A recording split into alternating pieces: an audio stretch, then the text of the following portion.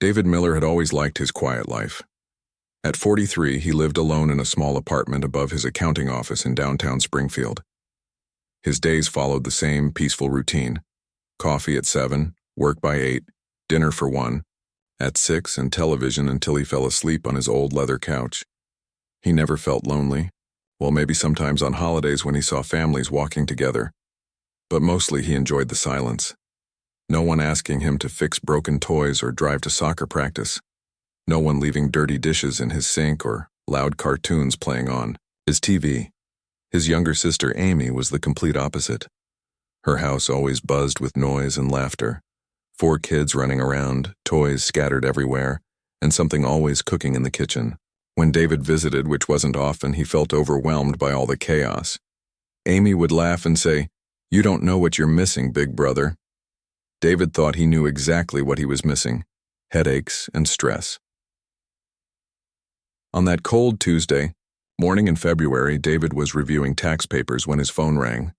The caller ID showed a number he didn't recognize. He almost didn't answer, thinking it was another sales call. "Is this David Miller?" a woman's voice asked when he picked up. "Yes, who's calling?" "This is Janet Walsh from Children's Services. I'm calling about your sister Amy and her family." David's coffee cup stopped halfway to his mouth. "What about Amy?" The woman's voice became gentle. "I'm very sorry to tell you this, Mr. Miller. Your sister and her husband Robert were in a car accident last night. They didn't survive." The words hit David like a physical blow. He set down his coffee with shaking hands. "What? No, that can't be right. I just talked to Amy last week. I know this is shocking news. They were driving home from their anniversary dinner when another car ran a red light. The other driver was drunk." David stared at his desk, unable to process what he was hearing. Amy, with her bright laugh and endless energy, was gone. It seemed impossible. "The children are safe," Janet continued. "They were staying with their grandmother while their parents went out. But Mrs. Peterson, Robert's mother, had a heart attack when she heard the news. She's in the hospital." "The kids," David said slowly. "Where are the kids?" "That's why I'm calling. According to your sister's will, you're listed as the guardian for Lily, Ben, and the twins Zoe and Jack if anything happened to their parents."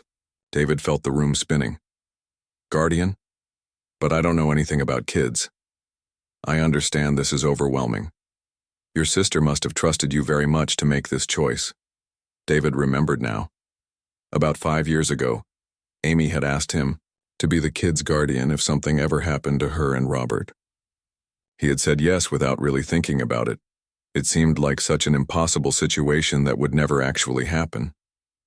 "How old are they again?" David asked, his voice barely a whisper. "Lily is 12, Ben is 10, and the twins just turned 7 last month. 4 children. 4 children who had just lost their parents and would now have to live with him. A man who had never changed a diaper or helped with homework or even bought a birthday present without asking Amy what kids liked. These days, when would they come to live with me? We're hoping to arrange the transfer by Friday. That gives you 3 days to prepare. I know it's not much time, but the children need stability as soon as possible." After David hung up, he sat in his office for a long time, staring at the same tax document without seeing the numbers. His quiet, organized life was about to be turned completely upside down. He had to call his boss and explain that he needed time off. He had to figure out where 4 children would sleep in his 1-bedroom apartment. He had to buy food that kids would actually eat, not just frozen dinners and instant coffee. Most terrifying of all, he had to somehow take care of 4 broken-hearted children when he had no idea how to take care of even one. That afternoon, David drove to Amy's house to get some of the children's belongings. Using the spare key Amy had given him years ago, he walked into the familiar chaos of her home. But now the silence felt heavy and wrong. Lily's school books were still scattered on the kitchen table. Ben's soccer cleats sat by the front door, muddy from weekend practice. The twins' art projects covered the refrigerator, crayon drawings of stick-figure families under bright yellow suns. David packed clothes and toys into garbage bags, not knowing what the children would need most. In Amy's room, he found a letter, She had written to him years ago, back when she first asked him to be the guardian. She must have put it in her important papers. Dear David, it read, if you're reading this, something terrible has happened to Robert and me. I know you think you don't know anything about children, but I chose you because you have the biggest heart of anyone I know. You might not see it in yourself, but I see how gentle you are, how patient, how loyal. My children will need someone who will love them no matter what, and I know that's you. Don't try to replace Robert and me. Just be yourself, and that will be enough. Love, Amy. David sat on Amy's bed and cried for the first time since he was a child. Friday morning came too quickly. Janet arrived at David's apartment with the 4 children, each carrying a small backpack. David barely recognized them from his last visit 6 months ago. They looked smaller somehow and older at the same time. Lily, the 12-year-old, stood protectively in front of the others. Her long, dark hair hung in her face, and she wouldn't meet David's eyes. Ben, usually full of energy and chatter, stood quietly beside her. The 7-year-old twins, Zoe and Jack, clung to each other's hands and stared at David like he was a stranger, which David realized he basically was. Hi, kids, David said, not knowing what else to say. I'm really sorry about your mom and dad. Lily nodded but didn't speak. Ben kicked at the floor with his sneaker. The twins just kept staring. Janet explained some basic information about the children's routines and handed David a folder full of important papers: school contacts, medical information, emergency numbers. Then she left, and David found himself alone with 4 grieving children in his tiny apartment. The first few hours were a disaster. David tried to make lunch, but discovered he only had ingredients for adult food. The kids picked at the sandwiches he made with stale bread and lunch, meat that Ben said tasted weird. When David suggested they watch TV, he realized he didn't have any channels that showed cartoons. His cable package was designed for a man who watched news and sports, not someone who needed to entertain children. That night was even worse. David had bought an air mattress for the twins to share, but they were scared to sleep in the living room by themselves. Lily and Ben had to squeeze together on David's old couch. No one slept well, including David, who spent the night on the floor wondering what he had gotten himself into. By Sunday evening, David was exhausted and overwhelmed. The kids were cranky and homesick. Zoe had cried for an hour because David didn't know how to braid her hair the way Amy used to. Jack wouldn't eat anything except crackers. Ben had asked 15 times when they could go home, and each time David had to gently remind him that this was their home now. Lily helped as much as she could, but David could see the weight of trying to take care of everyone pressing down on her 12-year-old shoulders. She shouldn't have to be the parent, but David felt so lost that he kept turning to her for help. As he tucked the twins into their air mattress bed that night, Jack looked up at him with serious brown eyes. "Are you going to disappear too?" Jack whispered. David's heart broke a little more. "No, buddy, I'm not going anywhere. Promise, I promise." But as David lay on his uncomfortable floor that night, listening to muffled crying from the living room, he wondered if he was making a promise he could keep. These children needed so much more than he knew how to give them. They needed someone who understood their routines, their fears, their favorite foods, and their inside jokes. They needed their parents, and David was a poor substitute.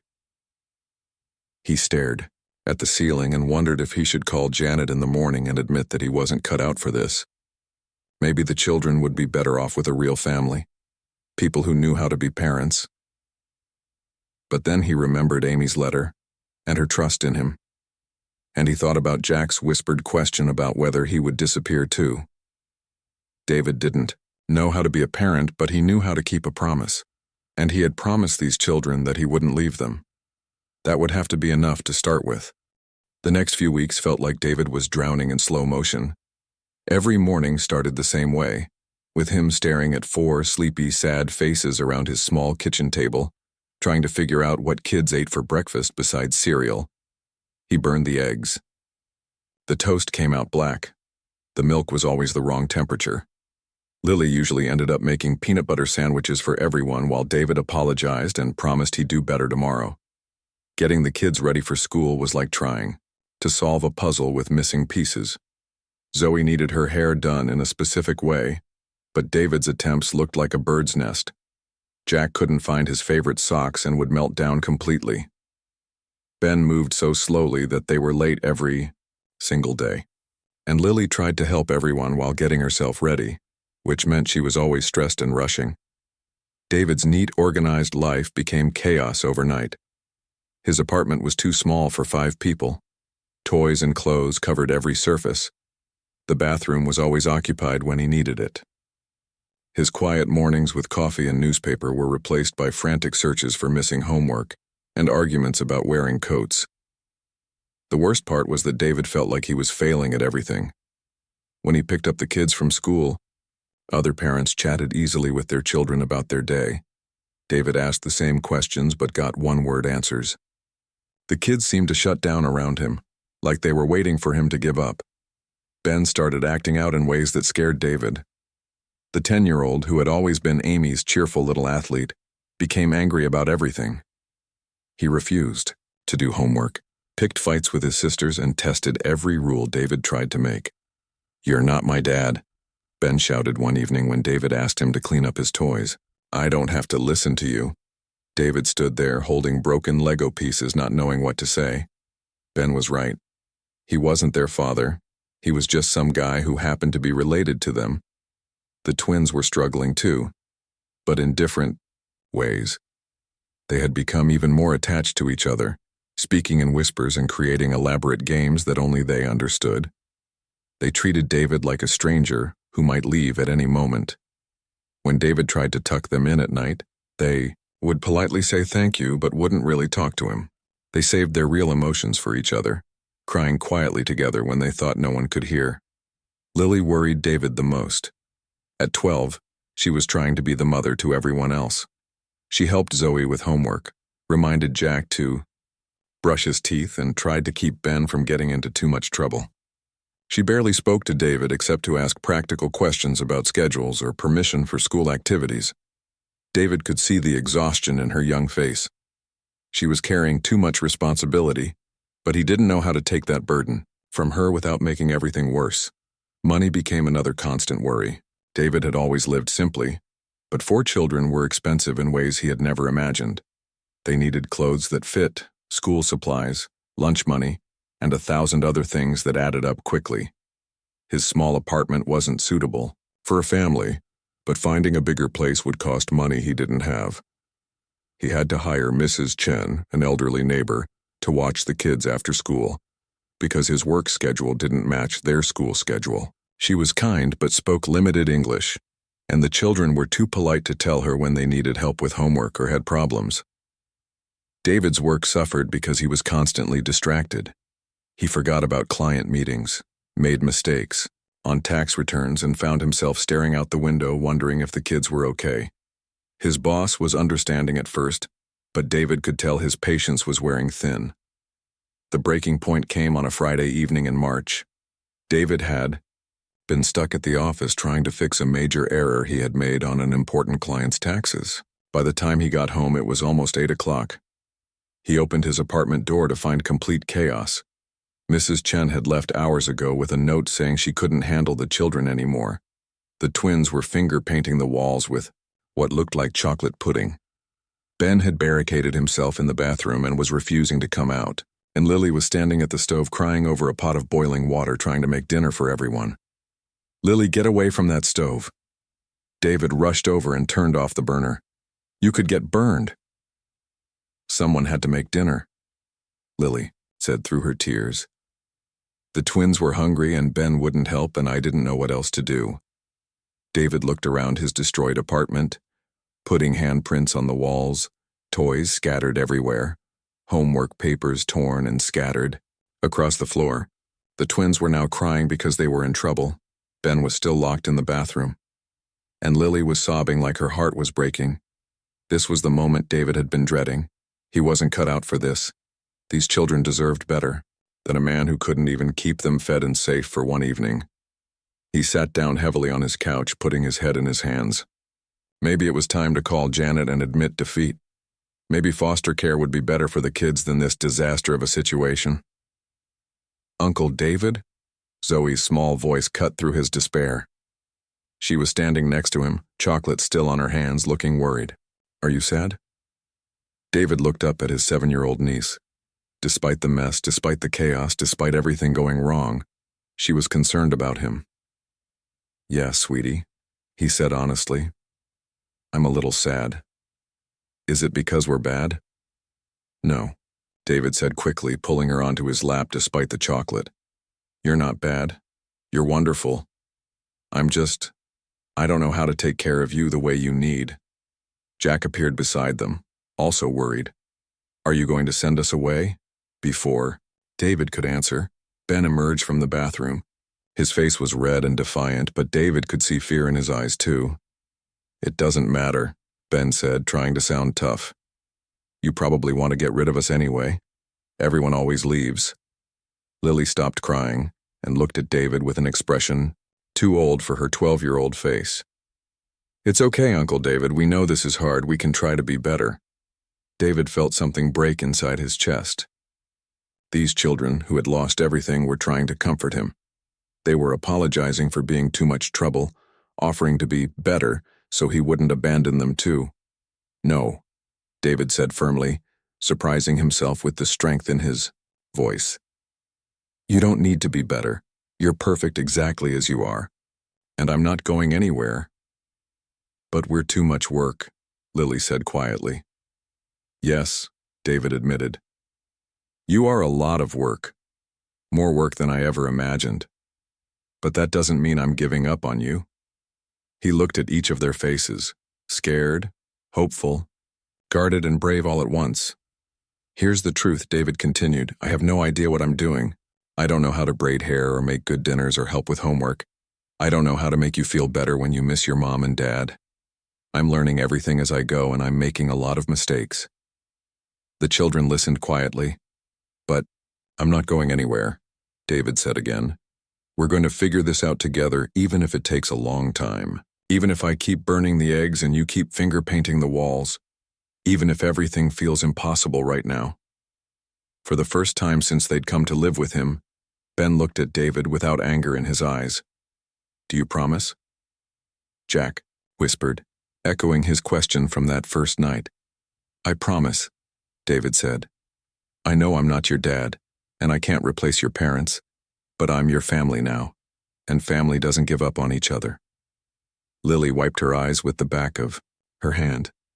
Maybe we could help each other learn. David smiled for the first time in weeks. I'd like that very much. They spent the next hour cleaning chocolate pudding off the walls together.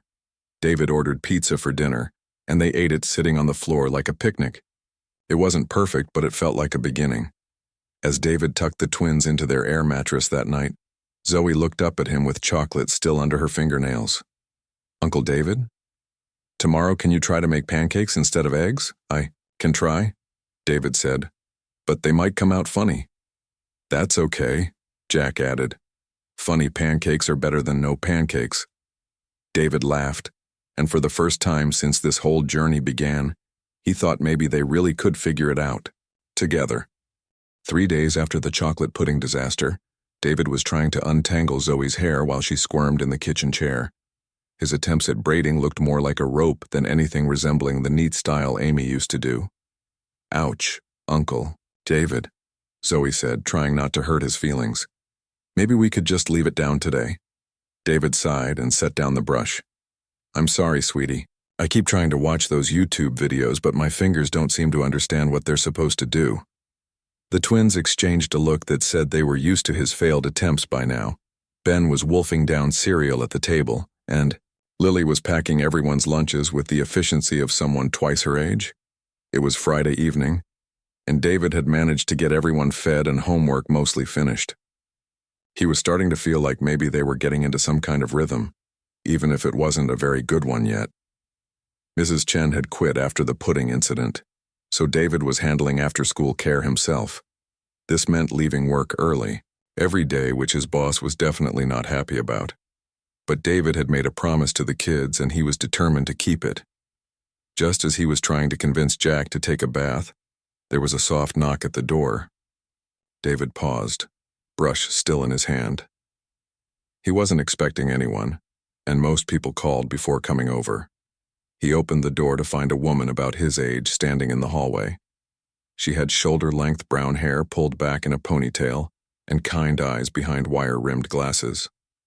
She was holding a large covered dish that smelled amazing.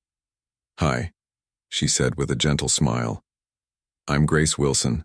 I live in apartment 4B, right across the hall. I hope you don't mind me stopping by." David realized he was still holding Zoe's brush and probably looked frazzled. "Oh, hi. I'm David Miller. These are the kids." "I know," Grace said softly. "I heard about your sister. I'm so sorry for your loss." David felt the familiar tightness in his chest that came whenever someone mentioned Amy. "Thank you." "I brought some dinner," Grace continued, lifting the dish slightly. "It's lasagna, and I made way too much for just me. I thought maybe you could use a home-cooked meal." The smell drifted past David, and his stomach growled loudly. He couldn't remember the last time he'd eaten something that hadn't come from a box or a takeout container. "That's really kind of you, but you don't have to." "Uncle David, who's at the door?" Lily appeared beside him, always ready to help handle adult situations. Grace crouched down to Lily's eye level. "Hi there, I'm Grace from across the hall. I brought some dinner for your family." "Real dinner?" Jack called from the living room where he was supposed to be getting ready for his bath. Grace laughed. "Real dinner, with garlic bread and everything." "Can she come in, Uncle David?" Zoe asked, appearing with her tangled hair sticking up in every direction. David looked at Grace, who was smiling at the children with genuine warmth. He was too tired to be polite and refuse help when it was clearly needed. "Please come in," he said, stepping aside. "And thank you. Really." Grace entered the small apartment and seemed completely unfazed by the toys scattered around and the general chaos that had become David's normal. She set the lasagna on the kitchen counter and started pulling plates from the dish drainer. "Grace?" Lily said hesitantly. "Do you know how to do hair?" Grace glanced at Zoe's tangled mess and David's defeated expression. "I know a little bit about hair. Would you like me to try?" 20 minutes later, David watched in amazement as Grace gently worked through Zoe's tangles with a patience he didn't know was possible.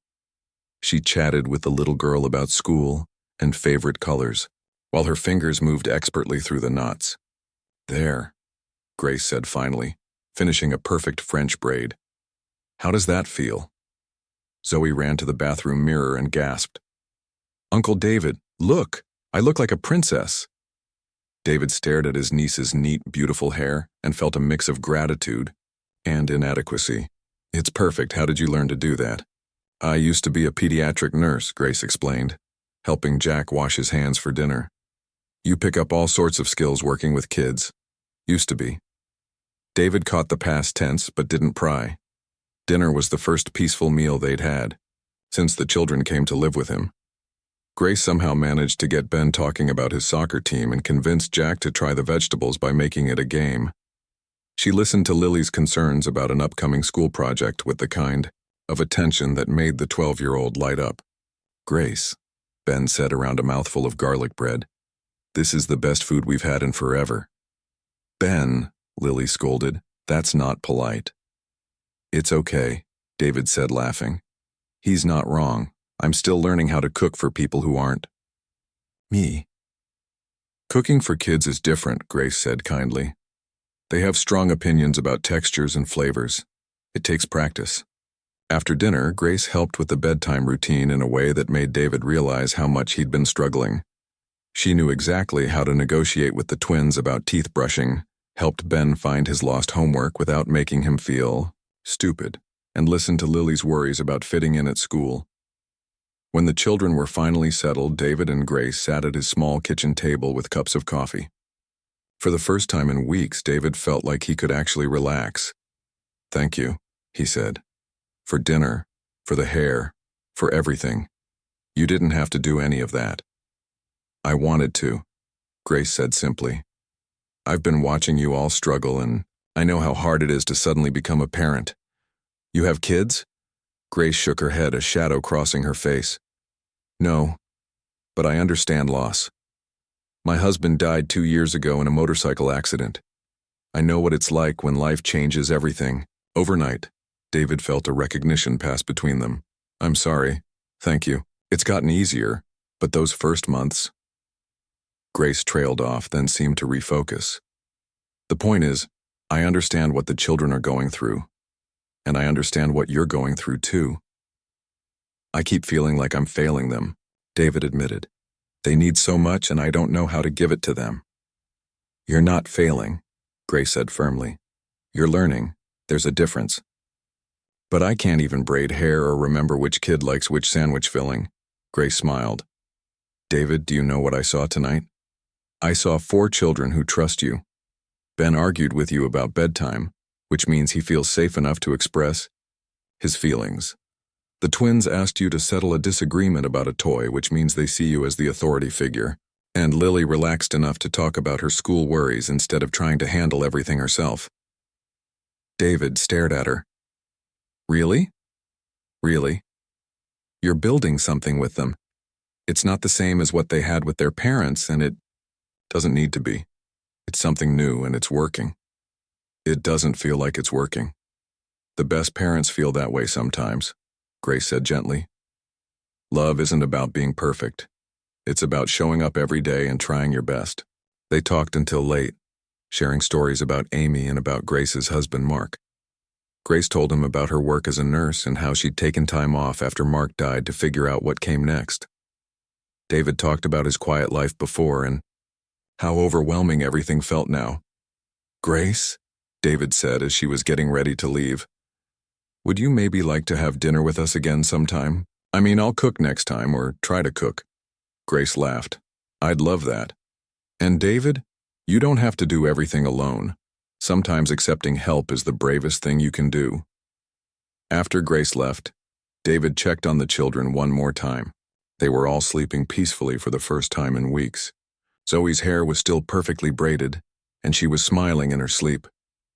David realized that for the first time since Amy died, he felt hopeful. Not because his problems were solved, but because he no longer felt like he was facing them completely alone. The next morning, Zoe woke up and immediately ran to the mirror to check her braid. Uncle David, she said excitedly, can Grace come back tonight? She said she might teach you how to do hair too. Would you like that? David asked. Yes. And maybe she can show you how to make pancakes that aren't lumpy. David laughed. Maybe she can teach me a lot of things. As he watched Zoe admire her reflection, David thought about what Grace had said about accepting help. He'd spent so many weeks feeling like he had to figure everything out by himself, like asking for help meant he was failing the children. But maybe Grace was right. Maybe the bravest thing wasn't trying to do everything alone. Maybe it was building a support system that could help all of them heal and grow together. For the first time since this journey began, David felt like they might actually be okay. Grace started coming by regularly, always with some thoughtful reason. She'd made extra soup and thought the kids might like it. She was going to the grocery store and wondered if David needed anything. She'd found a book about horses that she thought Zoe might enjoy. Each visit brought a little more peace to their chaotic household. Grace had a natural way with the children that David envied and admired. She could get Jack to eat vegetables by making airplane noises, convince Ben to do homework by turning it into a competition, and help Lily feel like a kid instead of a second parent. How do you do that? David asked one evening after Grace had successfully negotiated bedtime with all 4 children without a single argument. Do what? Grace was helping him clean up the dinner dishes while the kids got ready for bed. Make it look so easy. They listen to you, they trust you. Grace smiled, drying a plate carefully. It's not easy, David. I just have different experience than you do. And honestly, they trust me because they see that you trust me. David hadn't thought about it that way, but he realized she was right. The children watched how he interacted with Grace, and his comfort with her helped them feel comfortable too. Grace taught me how to make real scrambled eggs, Lily announced the next morning, beaming with pride as she served breakfast to her younger siblings. And she showed me how to tie my shoes the fast way, Jack added. demonstrating his new skill for anyone who would watch. David watched his niece and nephew chatting excitedly about their new skills and felt a warmth in his chest. For the first time since Amy died, the children seemed genuinely happy about something. Ben, who had been the most resistant to David's attempts at parenting, started opening up around Grace. One evening, David overheard him telling her about a boy at school who had been bullying him. He said, "I don't have real parents anymore," Ben said quietly, his voice thick with hurt. David felt anger flash through him, but Grace responded with the kind of calm wisdom he was still learning. "That must have hurt your feelings," she said simply. "Yeah, and I wanted to hit him, but Lily said I'd get in trouble." Lily was right about getting in trouble. "But Ben, your feelings are completely normal. When someone says something mean about people we love, it makes us angry. But he's kind of right, isn't he? Mom and Dad are gone." David held his breath, wondering how Grace would handle this painful truth. "Your mom and dad will always be your parents," Grace said gently. "Nothing can change that, but now you also have Uncle David, who loves you and takes care of you. Some kids are lucky enough to have lots of adults who love them. Like how some kids have grandparents and aunts and uncles who all love them. Exactly like that." David felt tears prick his eyes. Grace had given Ben a way to understand their new family that didn't diminish what he'd lost, but celebrated what he'd gained. As the weeks passed, David started to see changes in all the children. The twins began including him in their elaborate imaginary games instead of whispering to each other. Lily started asking for his help with homework instead of struggling alone. And Ben began seeking David out for conversations about sports and school. "Uncle David," Ben said one Saturday morning while they were attempting to make pancakes together, "Grace said you never had kids before us." "That's right," David said, flipping a pancake that actually looked normal. "I lived by myself for a long time." "Were you lonely?" David considered the question seriously. "Sometimes I thought I was happy being alone, but now I think maybe I was just used to it. Do you like having us here?" David turned to look at his nephew, who was concentrating hard on measuring milk. "Ben, having you guys here is the best thing that's ever happened to me, even when everything feels crazy and I don't know what I'm doing." Ben grinned. "Even when we finger-painted the walls with pudding?" "Especially then," David laughed. "That's when I realized we were really a family, because families stick together even when things get messy." Grace had also started helping David understand the practical parts of parenting that no one had taught him.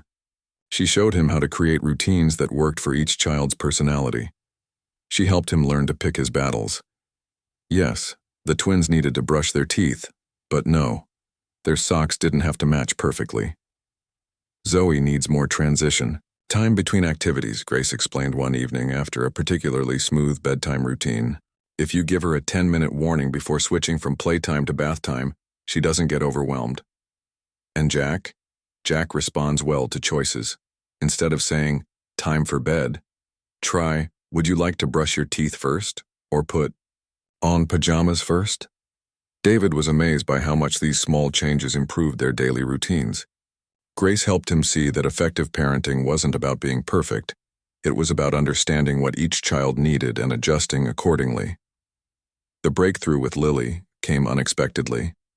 David had been worried that the 12-year-old was still carrying too much responsibility, still trying to be everyone's caretaker instead of being a kid herself. One evening, Lily came to David with tears in her eyes. "Uncle David, I don't understand my math homework and I have a test tomorrow." In the past, Lily would have struggled alone rather than admit she needed help. David sat down beside her at the kitchen table and looked at the algebra problems that seemed impossibly complex. "You know what?" David said.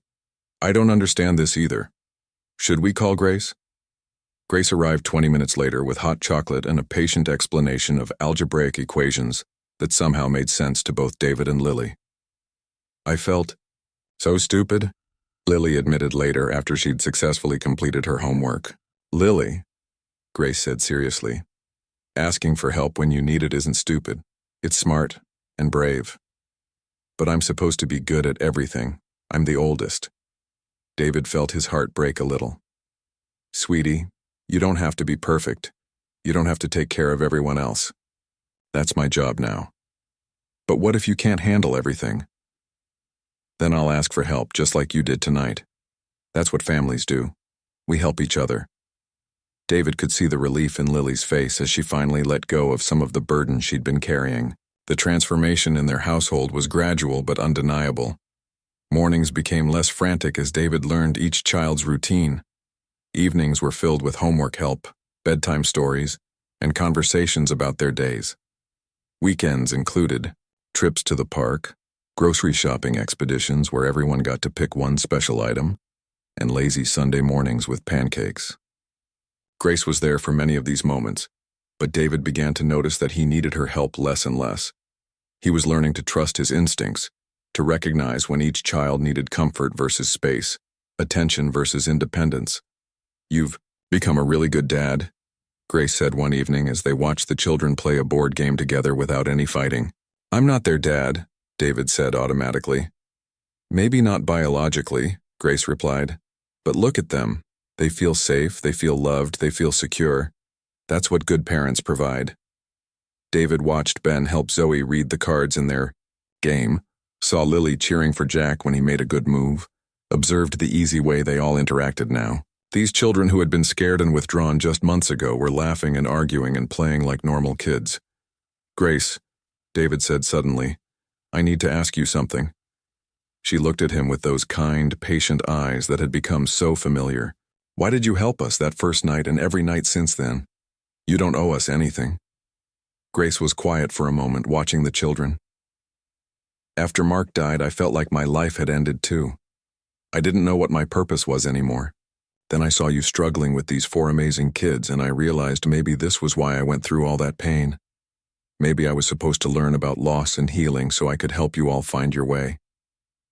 David felt something shift in his chest, a warmth that had nothing to do with gratitude and everything to do with something deeper. "Grace," he said softly, "you saved us." "No," she replied, smiling at him in a way that made his heart race. "We saved each other."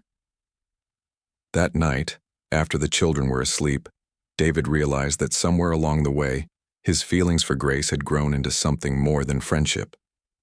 She had become essential to their daily life, but more than that, she had become essential to his happiness. He was falling in love with the woman who had knocked on his door with lasagna and changed everything. 1 year later, David barely recognized his life. The cramped apartment had been replaced with a 3-bedroom house in a neighborhood with good schools and a backyard where the twins could play soccer with Ben. Lily had her own room where she could retreat when she needed quiet time, decorated with posters of books and horses. David had learned to cook more than just cereal and sandwiches. He could make pancakes that weren't lumpy, spaghetti that didn't stick together, and even attempted Grace's famous lasagna with decent results. More importantly, he had learned to read the subtle signs that told him when each child needed extra attention, space, or comfort. The morning routine that had once been chaos now flowed smoothly. Zoe could braid her own hair, though she still sometimes asked David to do it because she liked the way he hummed while he worked. Jack had mastered the art of getting dressed without losing half his clothes. Ben had grown 3 inches and discovered he was actually good at math when someone explained it patiently. And Lily had joined the school newspaper and was writing stories about families that came together in unexpected ways. But the biggest change was Grace. What had started as neighborly help had grown into something beautiful and complex. Grace had become part of their daily routine, but more than that, she had become part of their hearts. David had been terrified to acknowledge his feelings at first. These children had lost so much already. What if pursuing a relationship with Grace somehow disrupted the stability they had finally found? What if Grace didn't feel the same way? What if he was misreading the situation entirely? The conversation happened on a quiet Sunday evening in late fall. The children were in the living room watching a movie, and David and Grace were cleaning up after dinner. It was such a domestic scene, so natural and comfortable, that David felt his chest tighten with emotion. "Grace," he said suddenly, setting down the dish he was drying, "can I ask you something?" She looked up from the sink, soap bubbles on her hands. "Of course." "Do you think about staying? I mean, not just visiting, but really staying as part of this family. Grace went very still. David, what are you asking? I'm asking if you feel what I feel. I'm asking if this past year has been as important to you as it has been to me. I'm asking. David took a deep breath. I'm asking if you might want to build something permanent with us. Grace turned off the water and faced him fully. Are you sure? David, these children have been through so much change. Are you sure adding another big change is the right thing? That's exactly why I'm sure, David said. Grace, you're not a change, you're home. You've been part of this family since that first night you brought lasagna. The kids love you. I love you. Grace's eyes filled with tears. I love you too. All of you. But David, are you ready for that? Really ready to share these children you've worked so hard to build a relationship with? David smiled.